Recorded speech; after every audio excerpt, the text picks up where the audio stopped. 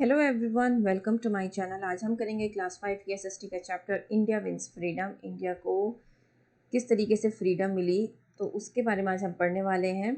The Indian national Congress achieved limited success during its early years. अब national Congress जो थी, Indian national Congress जो थी, वो उसने जो शुरुआती ईयर्स थे उसमें बहुत ही लिमिटेड सक्सेस उसने पाई थी। ऐसा नहीं था कि उसे बहुत ज़्यादा सक्सेस मिली थी। अब जो लीडर्स थे कांग्रेस के, उनको वहाँ पर मॉडरेटर्स कहा जाता था मॉडरेटर्स। तो मॉडरेटर्स में कौन थे? दादा भाई नौरोजी, गोपाल कृष्ण गोखले, ये सब क्या थे? मॉडरेट लीडर्स थे। इनको मॉडरेट लीडर्स क्यों कहा जाता था? दो पार्ट में इनको डिवाइड किया गया था। एक थे मॉडरेटर्स और एक थे रेडिकल्स। मॉडरेटर्स वो होते हैं जो कि मॉडरेटर्स वो थे जो कि किसी तरीके से मीटिंग्स करके, बातचीत करके बात को ख़त्म करना चाहते थे कि किसी तरह से बातचीत हो जाए, मीटिंग्स हो जाएं और उसके थ्रू ब्रिटिशर्स मान जाएं और वो इंडिया को छोड़ दें और वो यहाँ से चले जाएं। बट जो धीरे धीरे क्या हुआ, कुछ टाइम बाद एक ग्रुप फिर से कांग्रेस में आ गया जो कि रेडिकल्स नाम से था, जिनको रेडिकल्स कहा जाता था। वो क्या करते थे? वो ब्रिटिशर्स का स्ट्रांगली अपोज करते थे। वो कभी भी उनके फेवर में नहीं थे। वो हमेशा उनकी हर चीज़ को बॉयकॉट करते थे और साथ साथ ये कहते थे कि भाई हमें यहाँ पर हिंसक होना पड़ेगा, हमें यहाँ पर बंदूक उठानी पड़ेगी, तभी हम आज़ादी पा सकते हैं। तो इस तरीके से दो तरह से दो पार्ट्स में जो लीडर्स थे वो बट गए थे, एक मॉडरेटर्स और एक रेडिकल्स। बाल गंगाधर तिलक, बिपिन चंद्र पाल, जिनको हम लाल बाल पाल भी कहते हैं, तीन ऐसे पॉपुलर लीडर्स थे जो कि रेडिकल ग्रुप में थे। ठीक है। और मॉडरेटर्स ग्रुप में कौन से थे जो बहुत फेमस थे? वो थे दादा भाई नौरोजी, गोपाल कृष्ण गोखले। ठीक है। अब ये जो बाल गंगाधर तिलक ने एक यहाँ पर एक स्लोगन कहा था, Swaraj is my birth right and I shall have it. मतलब स्वराज जो है मेरा बर्थ राइट है और इसको मैं लेके रहूँगा। मतलब मैं स्वतंत्रता से रहना मेरा बर्थ राइट है, मेरा जन्म सिद्ध अधिकार है और मैं इसको लेकर रहूँगा। ये बाल गंगाधर तिलक का स्लोगन है। Partition of Bengal. Partition of Bengal कैसे हुआ? 1905 में ब्रिटिश ने डिसाइड किया कि पार्टीशन करते हैं बंगाल का। और किस बेस पे इन्होंने पार्टीशन किया था? इन्होंने किया था रिलीजन के बेस पे। One part was to have a largely Hindu population while the other part was to have a Muslim population. अब इन्होंने क्या किया था कि दो पार्ट्स में जब बंगाल को डिवाइड किया दो पार्ट्स में, तो इन्होंने एक पार्ट में मेजॉरिटी रखी हिंदूज की और दूसरे पार्ट में मेजॉरिटी रखी मुस्लिम्स की। The partition was an attempt to prevent Hindus and Muslims from uniting against the British. अब ये जो अटेम्प्ट था वो किस लिए था? पार्टीशन किस लिए किया गया था? वो इसलिए किया गया था ताकि हिंदू मुस्लिम एक ना हो जाएं, और अगर ये एक हो गए तो ये ब्रिटिशर्स के खिलाफ कोई ना कोई कदम ज़रूर उठाएंगे। तो ब्रिटिशर्स ने क्या सोचा, क्यों ना इन सबको, हिंदूज़ को अलग कर दिया जाए, मुस्लिम्स को अलग कर दिया जाए। जब हम रिलीजन से अलग कर देंगे, रिलीजन के बेस पे पार्टीशन कर देंगे, तो ये आपस में ही लड़ना स्टार्ट हो जाएंगे। People strongly oppose the partition. अब लोगों ने क्या किया? इस पार्टीशन को बहुत ज़्यादा अपोज किया। इसी वजह से कांग्रेस ने क्या लॉन्च कर दिया? स्वदेशी और बायकॉट मूवमेंट लॉन्च कर दिया, जिसकी वजह से फिर से ब्रिटिशर्स को बंगाल को रीयूनाइट करना पड़ा 1911 में। 1905 में उन्होंने क्या किया था? बंगाल को डिवाइड कर दिया था। लेकिन जब कांग्रेस ने स्वदेशी मूवमेंट और बायकॉट मूवमेंट ला दिया, तो क्या हुआ? उनके ऊपर इतना ज़्यादा प्रेशर बन गया कि ब्रिटिशर्स को फोर्सफुली होकर उनको फिर से रीयूनाइट करना पड़ा, हिंदू मुस्लिम को फिर से एक जगह करना पड़ा 1911 में। नाउ ये स्वदेशी और बायकॉट मूवमेंट था क्या? स्वदेशी का मतलब होता है कि सिर्फ अपनी कंट्री का, जो कि अपनी कंट्री का हो। स्वदेशी, स्व मीन्स मेरा अपना, देशी मतलब अपने कंट्री का। The movement aimed to popularize the use of goods made in India. ये इस मूवमेंट का एक एम था कि भाई हम जो इंडिया में गुड्स बन रहे हैं, जो माल जो इंडिया में बन रहा है, उसको पॉपुलर कर सके। People were asked to boycott all foreign goods. अब लोगों से ये कहा गया कि भाई आप जितना भी बाहर का सामान आ रहा है उसको बॉयकॉट करो। बॉयकॉट का मतलब होता है उसको उसके आप हित में बिल्कुल भी जवाबदेही मत दो। आप कहो कि भैया मैं तो इसके अगेंस्ट हूँ, मैं बिल्कुल भी बाहर का सामान नहीं खरीदूंगा। They made huge bonfires of foreign made goods. A large number of women and students joined the movement. The government tried to suppress the movement. अब भाई इन्होंने क्या किया? मतलब फॉरेन गुड्स को एक जगह रखा और सब में आग लगानी स्टार्ट कर दी। जब मतलब इतने ह्यूज अमाउंट में इन्होंने क्या किया, आग लगानी स्टार्ट करी, तो इस मूवमेंट में कौन थे, बहुत सारी औरतें, बहुत सारे स्टूडेंट्स जो थे वो सब इकट्ठा हो गए और मूवमेंट में सबने साथ देना स्टार्ट कर दिया। जो गवर्नमेंट थी वो चाह रही थी कि भाई ये मूवमेंट को हम किसी तरह रोक दें, सप्रेस कर दें, लेकिन ऐसा हुआ नहीं, क्योंकि स्वदेशी और जो बॉयकॉट मूवमेंट था, इसी वजह से, इसके चलते ही जो ब्रिटिशर्स थे, इसके चलते ही ब्रिटिशर्स ने क्या किया, ब्रिटिशर्स दबाव में आए थे और किसी वजह से ये जो मूवमेंट था वो चल रहा था, और जिसकी वजह से ब्रिटिशर्स दबाव में आए थे और बंगाल को फिर से उन्होंने रीयूनाइट कर दिया था। नाउ द रिवॉल्यूशनरीज कौन थे? Some young people in Bengal, Punjab and Maharashtra felt that the moderators and the radicals had not achieved enough.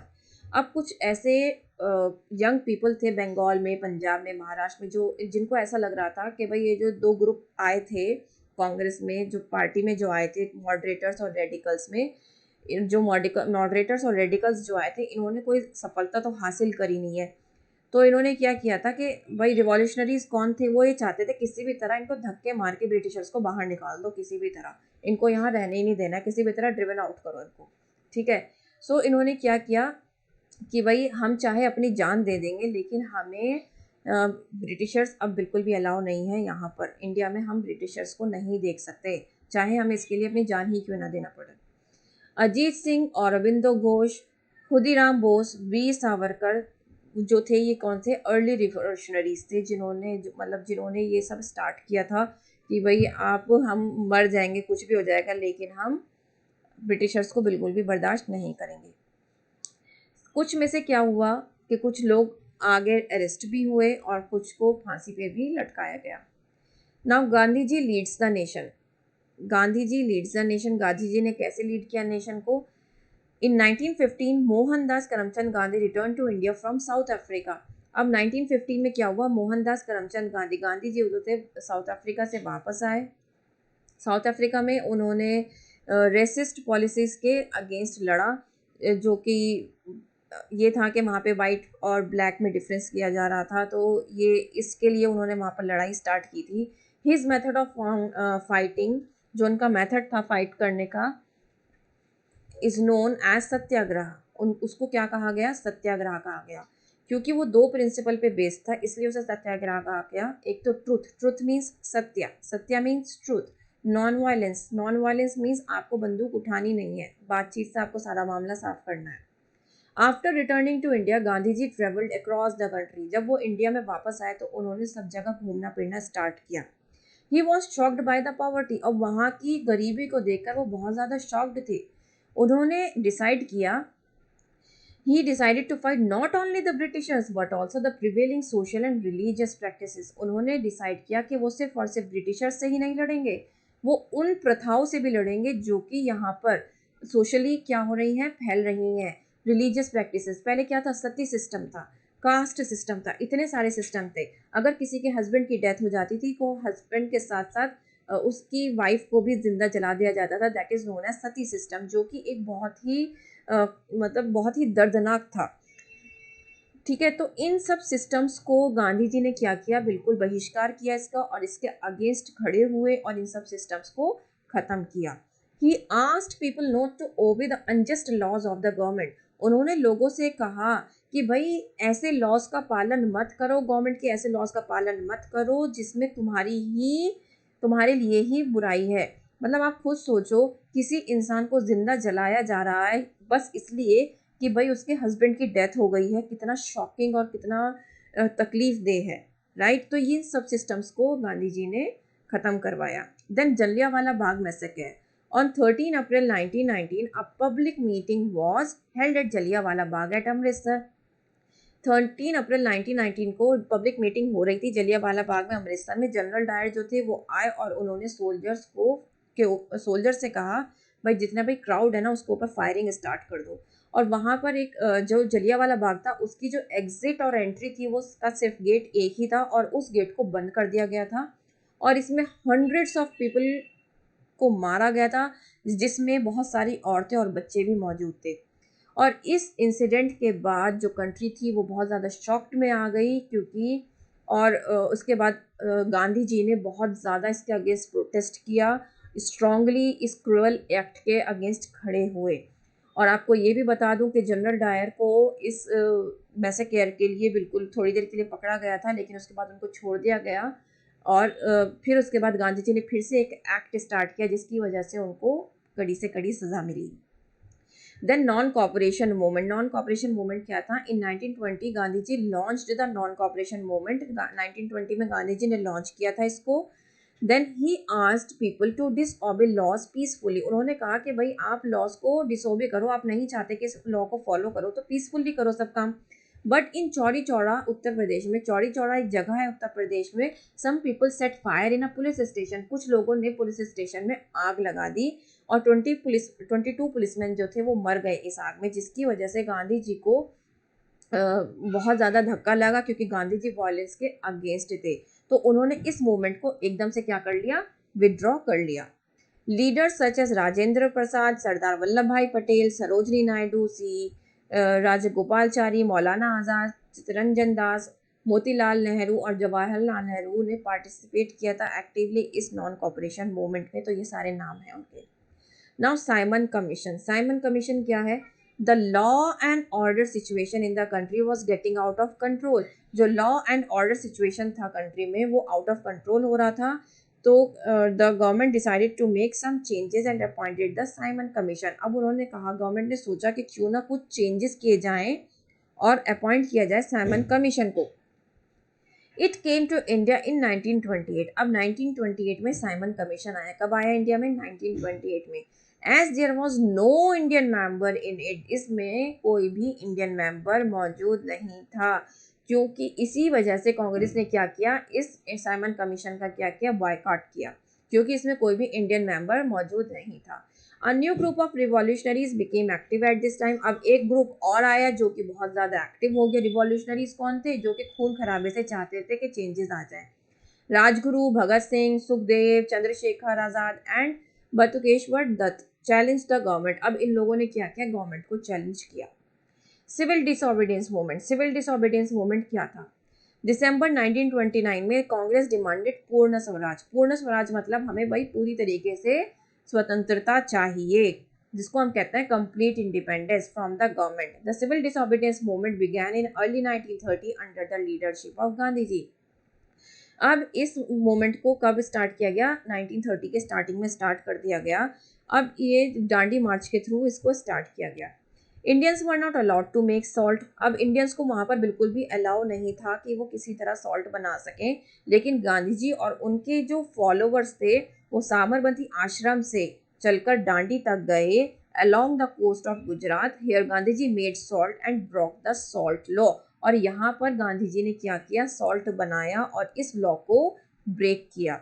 The movement soon spread to other parts of India. जैसे ही गांधी जी ने ये एक कदम उठाया कि उन्होंने सॉल्ट बनाया और इस लॉ को तोड़ा, ऐसे ही इस मूवमेंट को फैलने में बिल्कुल भी टाइम नहीं लगा और जितने भी कंट्री के अदर पार्ट्स थे वहाँ पर ये एकदम मूवमेंट फैलना स्टार्ट हो गया। देन वहाँ पर सभी लोग सॉल्ट बनाने लगे और इस लॉ को तोड़ना स्टार्ट हो गया। Next we have quit India movement. 1942 में क्या हुआ? Gandhi ji started the quit India movement. Gandhi ji ने 1942 में क्विट इंडिया मूवमेंट स्टार्ट किया और British government was asked to quit India. Gandhi ji asked the people to do or die on in their attempt to throw the British out of the country. अब यहाँ पर do or die की situation थी कि भाई किसी भी तरह आपको इंडिया को छोड़ के जाना है। क्विट मीन्स छोड़ना, इंडिया को छोड़ना था। और ये इंडिया को छोड़ने वाला जो मूवमेंट स्टार्ट किया गया वो किसके लिए स्टार्ट किया गया? ब्रिटिशर्स के लिए, क्योंकि भाई ब्रिटिशर्स को ही तो बाहर भगाना था। तो उन्होंने क्या कहा था? भाई अब तो पीपल जो लोग हैं उनकी डू और डाई सिचुएशन हो गई थी। क्यों हो गई थी डू और डाई सिचुएशन? वो इसलिए हो गई थी क्योंकि वहाँ पर जो लोग रह रहे थे उनसे वो लोग काम कराते थे। ब्रिटिशर्स अपनी फैक्ट्रीज में काम कराते थे, पैसा बिल्कुल नहीं देते थे और जिसकी वजह से उनको खाने के भी लाले पड़ गए थे। उनको पास खाने के लिए भी बिल्कुल कुछ नहीं रहा था। Now Indian national army. Indian national army, Subhash Chandra Bose was the leader of INA। Indian national army को हम INA भी कहते हैं और सुभाष चंद्र बोस जो थे वो इसके लीडर थे। तो इसको आप याद रखिएगा, ये बहुत ही इंपॉर्टेंट क्वेश्चन है। He fought against the British. और इन्होंने क्या किया था? ब्रिटिशर्स के अगेंस्ट लड़े थे। और इसको हम इंडियन नेशनल आर्मी को हम आज़ाद हिंद फौज भी कहते हैं। He gave us the slogan जय हिंद। सुभाष चंद्र बोस ने कौन सा स्लोगन दिया था? जय हिंद।